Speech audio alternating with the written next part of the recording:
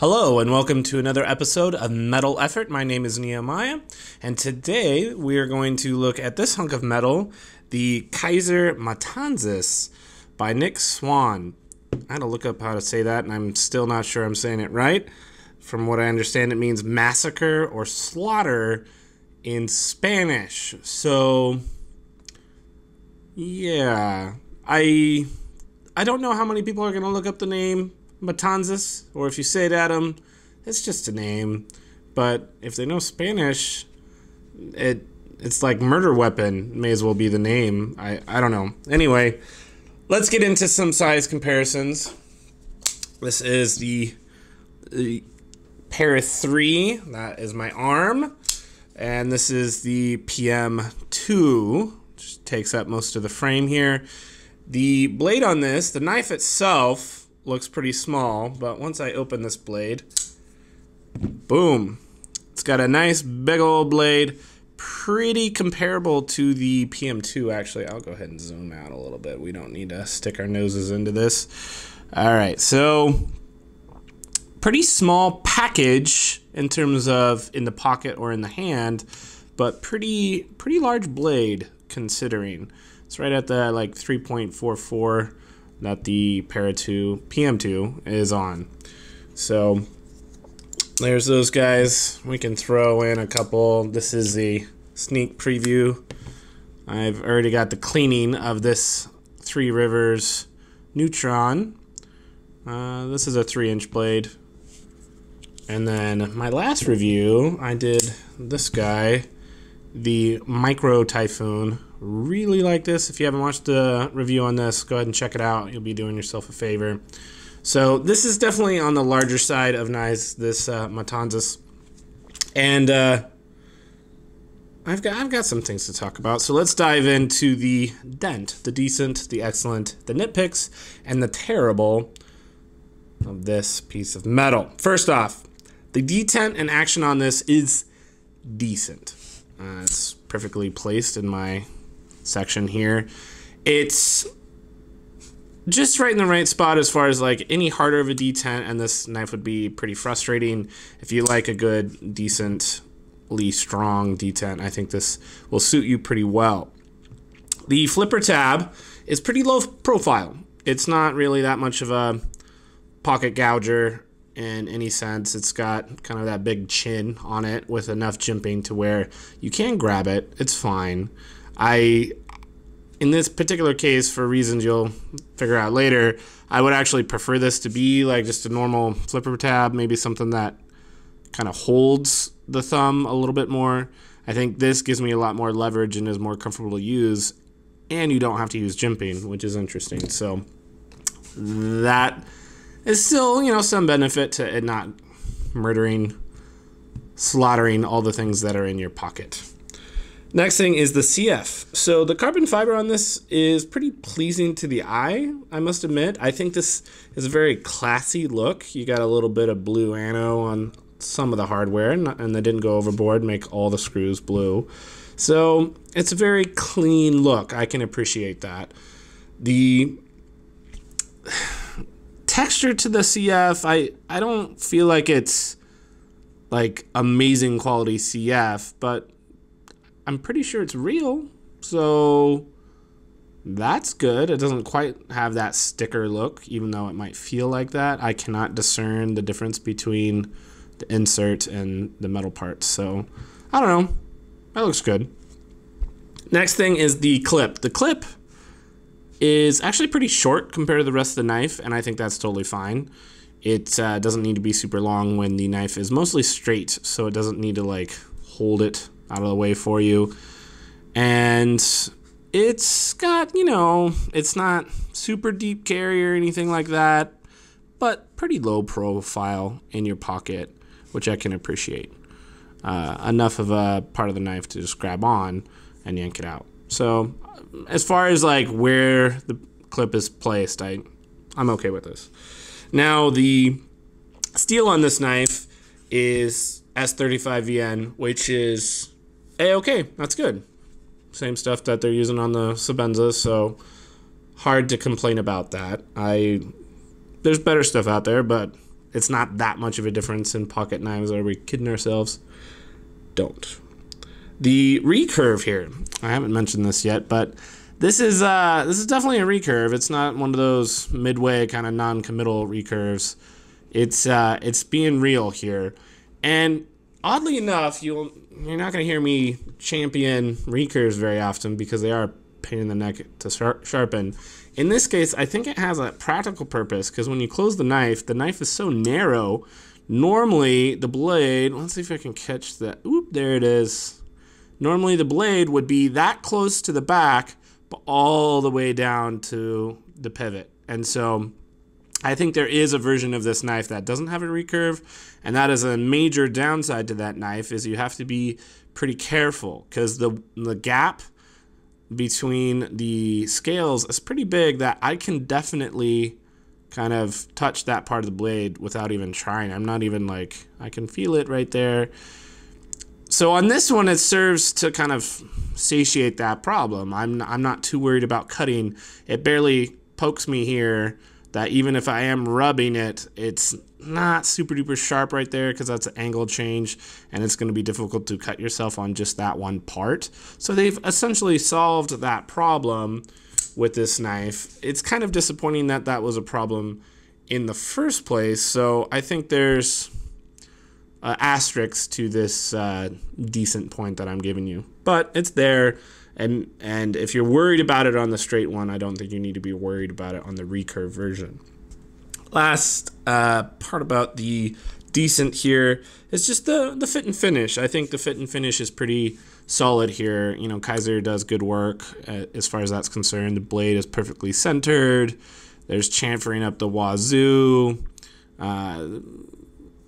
Everything, when I took it apart, everything was very straightforward and looked good. It didn't look like they were covering up any like botched, you know, milling or anything like that. Pretty much everything that's supposed to be chamfered is chamfered. Maybe with the exception of the clip could be worked on, but that's less about the fit and finish. That's more about just the design. When you're, you know, getting into the knife here is pretty serious chamfering. The kind of pressure that you have to put here when your thumb is going to the side, you know this about a lot of your knives. Sometimes it's just uncomfortable to do that over and over and over. So I find myself like turning the knife over and letting my index finger kind of get in there to like give my thumb a break. I do that with my busker actually, where I can do it if I need to with my thumb, but it's just that same movement over and over and over, and I feel like I'm deforming my thumb. So if you fidget with your knives as much as I do, having that extra bigger gap on this one is actually something that I appreciate. It's just easier to squeeze and get that leverage where this one's kind of pinching me. So that's good. I do have an excellent thing to talk about, so we'll go to that. The ergonomics on this knife are actually very stellar. If I had to give it a score out of 10, whoops, just almost pretended that there was a choil there for my finger, and there is not. I would have to say this is a good solid 9.5 out of 10. It really is that comfortable. I think the kind of finger groove here is deep enough that I feel like I'm getting some good purchase on it. My thumb sits right where it wants to be on that thumb ramp. There's no jimping there, so everything's smooth. And it just kind of locks in to my hand.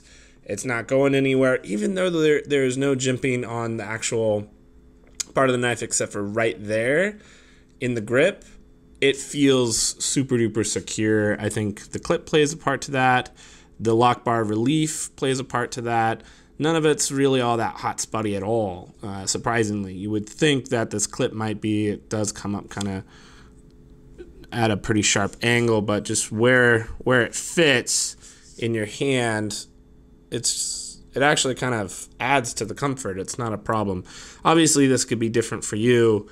I had Nick hold my A2A4, which drives me crazy, and this little pokey part basically hit him right where this one is hitting me, and it wasn't a problem for him. So just to highlight just how very individualized your ergonomic experience is from knife to knife and person to person.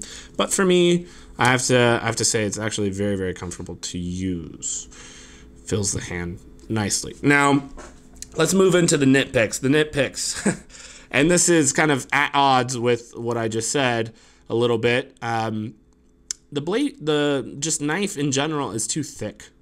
It's, at first glance, it doesn't look that thick because it's so narrow this way, and the length of it makes it seem a lot smaller than it actually is. But when you look at it here, it's about the same thickness as a PM2, which is not known for being a particularly thin knife. And so comparing it to, you know, something like this very thin little micro Typhoon, I just feel like they could shave down these scales quite a lot and make it not quite so big and bulky.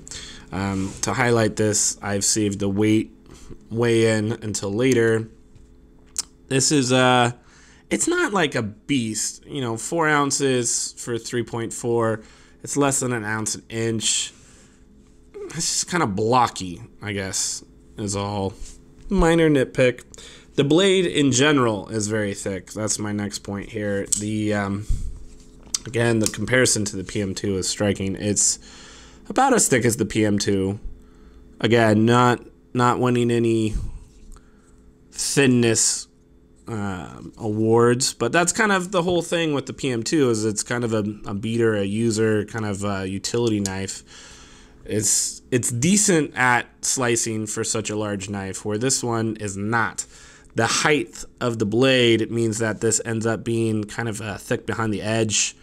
You can kind of see maybe here on the edge that this is ground to go from the choil. It's a pretty obtuse angle, and as a result, it's not a very good cutter. Sadly, it's hard to even like strap this up to. It's another thing, but I was trying to cut paper, even just, you know, seeing how it does and putting it through its paces. I got some cardboard and stuff, and you know, for some things the recurve actually helps to like funnel stuff, but you get a lot of wear at this bottom part of the recurve, and man, it's just, you know, I haven't tried to sharpen this, but if my experience with the strops, this is just a pain in the butt, this recurve. So it's like on one side they're fixing one problem of you cutting yourself back here, but they're just giving you a different problem. So I don't know, it's a tough position. I feel like, you know, if I had the straight blade and then just be careful not to cut myself on the back, I don't know if that would be a better situation than having a recurve and not having to worry about that. The knife definitely spends more time in your pocket than it does cutting things, but why do you have a knife if you don't enjoy cutting? So that's an enigma that definitely plays against this knife. The pivots, I think they're decorated fine. You might get some crud in there. It's not like a huge deal, but I already complained about the thickness of the blade, and these pivots are pretty high up off the scale. I wish that was flush a little bit more. Not a big deal, something I'll mention. And then the final nitpick I have before we go to the terrible is just the price. The price on this is $200. It's hard to complain because, you know, you're getting CF, you're getting, you know, titanium frame, you're getting decent S35VN steel. You know, this is half the cost of like a Sebenza with pretty much the same materials, but it still feels like this is overpriced. So I don't know. I mean, I guess that's more that this Sebenza is extra overpriced, or the nitpicks and what I'll get to in the terrible is just too much for this knife to really overcome. Yeah, I don't know. So let's go to the terrible. the terrible here, and you notice I haven't been opening this knife very many times, as because this thing is frustrating as hell to open. The reason is when you look at this very narrow knife here, there's actually more lock bar width, especially here, obviously, or near the same amount of space as the actual knife frame itself.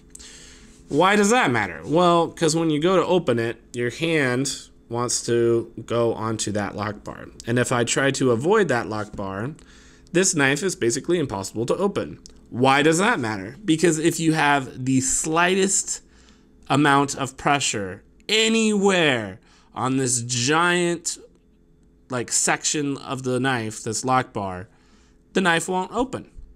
If I put my finger here, it's resting, it's loose. I'm not pinching hard at all, I'm relaxed.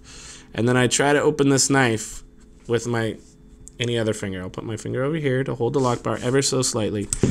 And it basically gives it detent to end all detent, and you cannot open the knife. And so if you just pick up the knife, I hand this to somebody, it's like a Chinese finger trap. They're confused. They're like, oh, this is clearly a flipper tab. I'm holding it in my hand. I'm going to push this, and then it's like a catch-22. They try it, and with just the slightest amount of pressure on that lock bar, it doesn't work. So then they tighten up to give more pressure, putting more pressure here. And so it's no matter what you do, you can't open this thing. All right, so then I'm okay, I just got to learn how to not touch that lock bar and still open it. And so it's this weird, position of I was so frustrated. What I did is I took the clip off the knife. And it was I had the biggest, flipper blue balls you will ever have. And I finally got to grab onto the knife at the bottom and flip the knife. And finally, I can open the knife. So basically, all you have to do is grab the thing way at the bottom, and this clip is totally in your way, and you have to put your hand here, way down at the bottom. But again, you can't put too much pressure on the clip even, because that clip is barely touching the lock bar. And if I pinch my finger here very slightly, the knife no longer comes out. It won't come out. It's barely touching the back of it, hardly any leverage at all. And ugh. Nah.